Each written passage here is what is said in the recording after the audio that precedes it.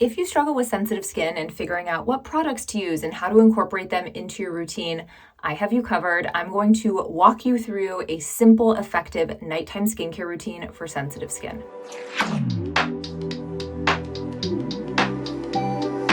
If you're new here, welcome. I'm Dr. Sam Ellis. I'm a board-certified dermatologist in Northern California, and I'm really here to help you understand your skin and find products that work for you. So if you enjoy that type of content, give this video a thumbs up and don't forget to subscribe to the channel. I wanted to take you through a sensitive skincare routine because it's just such a common issue that patients run into, is having sensitive skin and not knowing what's safe for me to put on my skin, what's going to cause me problems. And one thing I tell my patients as a dermatologist is what sensitizes your skin and what your skin can't handle might be very different than what makes someone else's skin sensitive. So these are general guidelines. The products I've picked for you today are things that I think would get along with a wide variety of skin types. But again, you're always going to want to listen to your skin. And if you try something that I recommend that doesn't work for your skin, get rid of it. Now, two things I'll say before we delve in is, one, if you have insanely sensitive skin, like everything you are putting on your skin is causing burning or itching or pain or a rash, you need to see a dermatologist. And if someone came into my clinic with those issues, I would be trying to take their skincare routine essentially down to zero. I call it putting you on a skincare diet, where we are trying to eliminate all potential irritants and allergens from your routine. And oftentimes that routine is like a cleanser and maybe a moisturizer.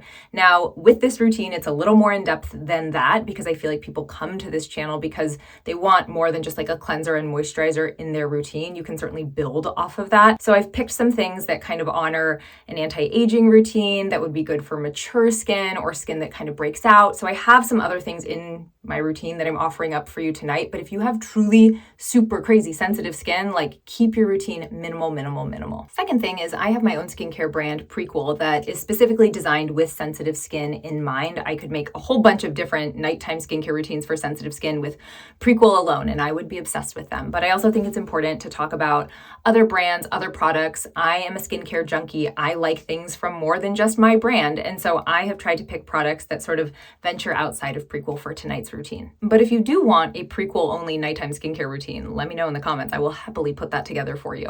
All right, enough chit chat. I had a very long day in clinic today. It's 10 p.m. and I have a long day in clinic tomorrow. So let's do the nighttime skincare routine. First step is we are going to cleanse. We are going to take the day off. I was in clinic all day. It was a big surgery day for me, so I was excising a lot of skin cancers, and I was wearing a mask and goggles most of the day, so I don't have that much left on my face. I have probably some tinted sunscreen left over from the morning, some mascara, but that's kind of all we're working with. And one of my absolute favorite cleansers for sensitive skin, and honestly just like favorite cleansers in general, is the Bioderma micellar water.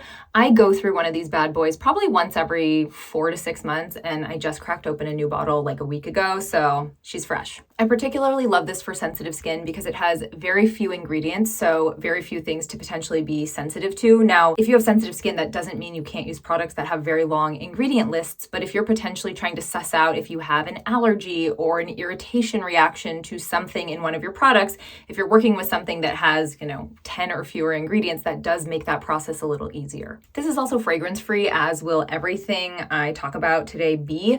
Not that I want to demonize fragrance, but there are a lot of people that have sensitivities to it, or it can make you sensitive to other things in your products. So why not just take it out of the equation? If you're not familiar with micellar water, I'm just shaking it up to make sure it's an even distribution. You can kind of think of it like a makeup remover, gentle cleanser, all in one.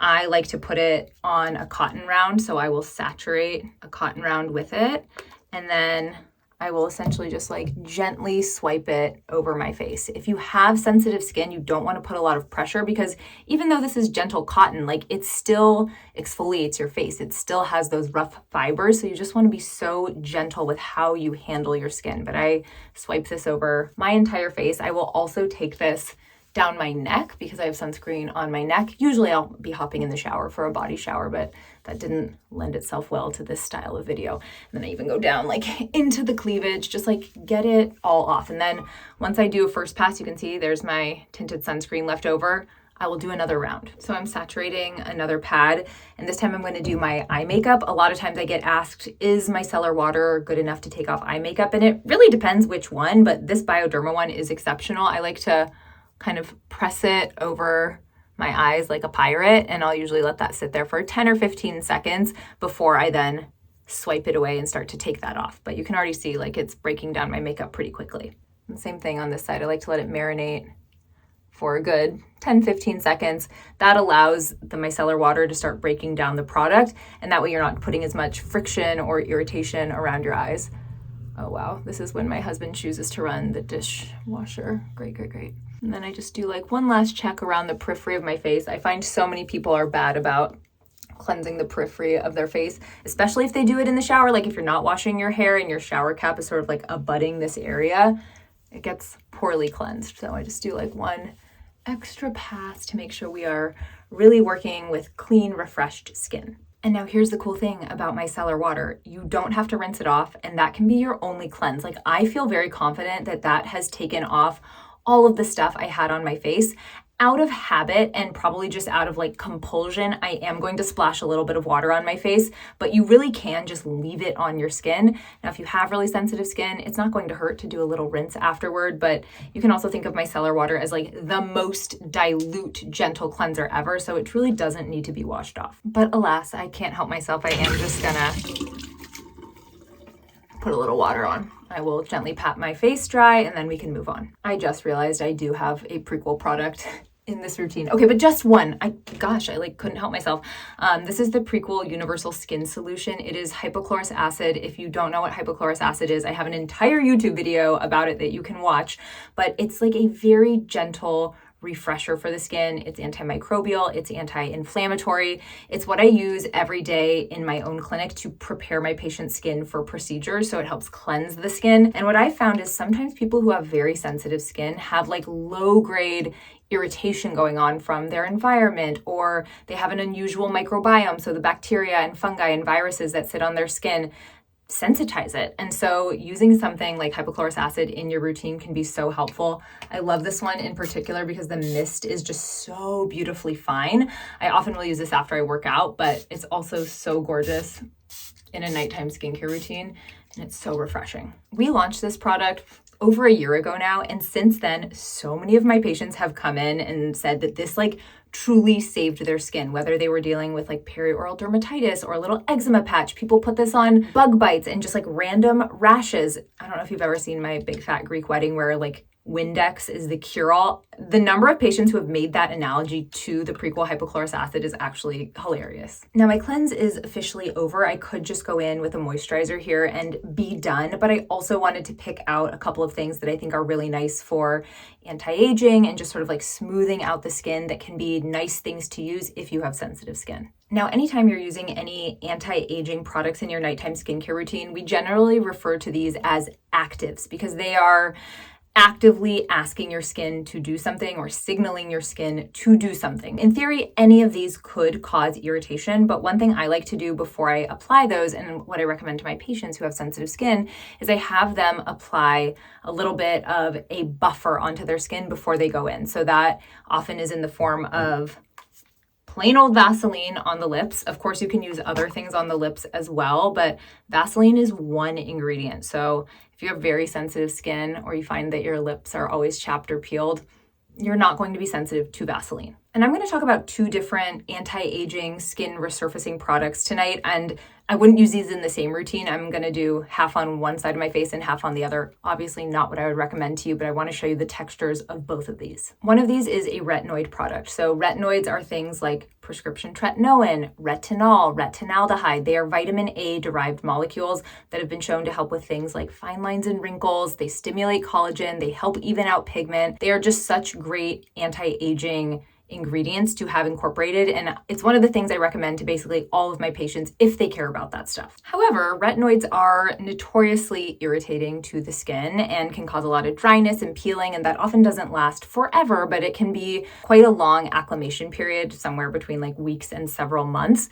So the one I'm sharing tonight is just exceptional because I find that you can acclimate to it quite quickly, but it's also very, very effective. And that is the Medicate Crystal Retinol 1. So it is a retinaldehyde product, so that's a step up in potency and efficacy from retinol, which most people are familiar with. But it's level 1, and this goes all the way up to level 20, and that's something I really like about Medik8 is that they create their retinoids in sort of gradients, so you can start with something less potent if you have sensitive skin or you're a beginner, and then you can work your way up as you tolerate it. Also, retinaldehyde is traditionally kind of tricky to formulate with. It's hard to keep it stable and effective, but Medik8 has a great technology approach to this, and their products with retinaldehyde are wonderful. I'm just going to put this on half my face because I'm going to show you the other one on the other half of my face, but it's nice and creamy.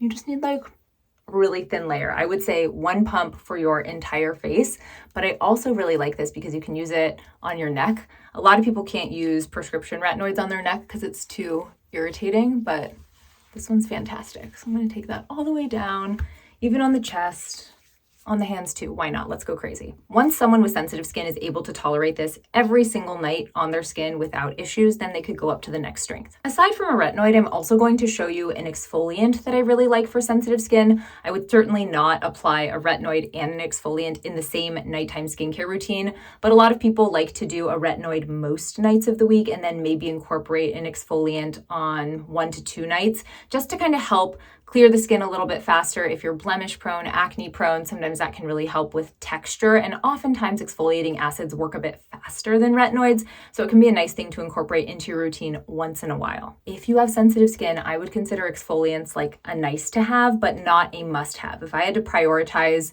retinoids versus exfoliants, to me, retinoids overall do more for your skin. So if you can only tolerate one of those things in your routine, go with the retinoid. And an exfoliant I really like for sensitive skin, this is actually my second bottle, is from Kiehl's. It has a long name though. It's Clearly Corrective Daily Retexturizing Triple Acid Peel. And it has daily in the title. I personally would not use this daily, but I think that's probably why it's great for sensitive skin. It's because it's gentle. They've designed it to be used daily for some skin types. I think if you have sensitive skin, 1 to 2 nights a week would be perfect.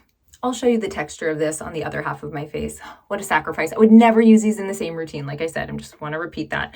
I'm using it on the side of my face that I did not put the retinaldehydes, but it's very liquidy. And this has salicylic acid, glycolic acid, and lactic acid. So a gentle blend of alpha hydroxy acids and beta hydroxy acids.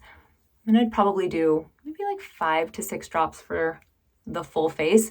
I wanted to give this option because not everyone can use retinoids. So for example, if you're pregnant or you're trying to conceive, you shouldn't use a retinoid, but I personally am completely fine with my patients using exfoliating acids during that period in their life.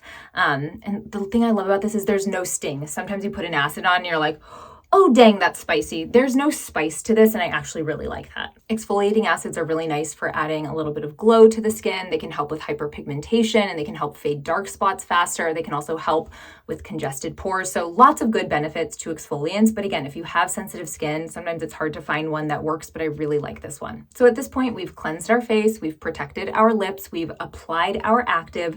The last step in this sensitive skincare nighttime routine is moisturizer. And the moisturizer I am showing you guys tonight, and I've never talked about this brand before on my channel, I don't think, is by Vetted Derm Lab. It is their M2 Rich Moisturizer. So this is actually a skincare brand developed by some of my dermatology colleagues, and I think the whole point of their brand was to create products that don't have a lot of the common ingredients that people can be sensitive or allergic to. So when I have a patient who I suspect has something called allergic contact dermatitis, meaning I think their skin is coming in contact with something that is inducing a skin allergy, and especially if I think it's something that's in their skincare, I will recommend a product like this because it doesn't have a lot of the common things that people can be sensitive to. And that's not to say this is perfect. There are ingredients in here. Any product that has ingredients, in theory, could be sensitizing to some people, but I find that this tends to be quite well tolerated. And this is just like a really nice, rich, creamy moisturizer. I think they have another one called M1 that's more of like a daytime lightweight, but I find that a lot of my patients either have mature skin or they're like seeking out something with more hydration. So this is really nice for that. I have a little bit of a problem with how they market their products because it's a lot of like talking about clean skincare, and that really doesn't mean anything, but I also understand it from like a dermatologist perspective because people are going to be seeking out their types of products if they're maybe looking for non-toxic skincare or clean skincare, which again, like any skincare could be clean or non-toxic. What they're really trying to communicate is that their products don't have stuff that a lot of people may be allergic to. So it's really good for like allergenic skin. That feels lovely. I believe this vetted Derm lab also has a cleanser and a vitamin C and maybe a retinoid as well. So if this kind of thing is kind of interesting to you, or you find that you have a lot of skin allergies, check them out. And of course, everything I talked about and used in today's routine will be linked in the description box. But that is all for this nighttime sensitive skincare routine. I hope you found it helpful. I'm so curious if you've tried any of these products, but also if you like have sensitive skin and you've tried stuff that works really well for you, definitely put it in the comments. I really like to talk about sensitive skin. It deserves a platform, and your comments help other people that explore this channel. So thank you so much for being here. Don't forget to like this video and subscribe to the channel, and I'll catch you next time.